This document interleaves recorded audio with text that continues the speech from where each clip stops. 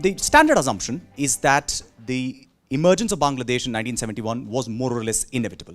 In a sense, it is the chronicle of a birth foretold. This inevitability basically comes from factors of geography. Salman Rushdie, in his novel Shame, has a character who says that United Pakistan was a strange bird. It was two wings without a body, separated by 1,000 miles of the territory of its greatest enemy, and united only by faith in God. Now, this is a very commonly held view of why the country came apart: political, economic, cultural differences which were unbridgeable, and this was bound to happen.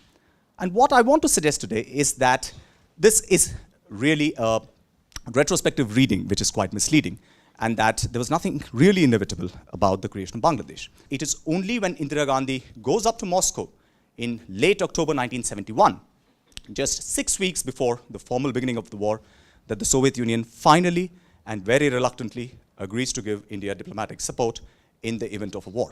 It's then that Indira Gandhi convinces the Soviet troika of Brezhnev, Podgorny, and Alexei Kosygin that India cannot hold off any longer. And as soon as Mrs. Gandhi comes back, preparations begin for a war in Bangladesh. 9th of December, when the Indian Army and the Prime Minister are taking stock, the war aims are still same. It is not to capture all of country, not to go to Dhaka, not to liberate East Pakistan. It is only to get enough territory all around the borders with India. But 2 days later, on 11th of December, the war aims change. It now becomes to capture Dhaka. So the question is, why did Indian war aims expand and become a lot more ambitious on the 11th of December, which is just 5 days before the war formally ended?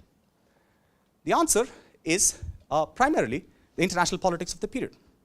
The United States of America and Richard Nixon were deeply upset that India, which they believed was a Soviet client state, was actually attacking Pakistan, which was their ally. So the first thing the United States does is to stop economic aid to India. It's cut off on the 3rd of December, a very serious move. Second, to arm Pakistan.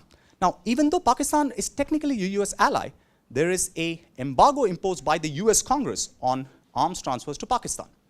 So the Nixon administration arranges arms transfers through other American allies, particularly Turkey, Iran, and Jordan. These are the countries which are asked to send military aircraft to Pakistan, saying that you will be compensated for it a little later.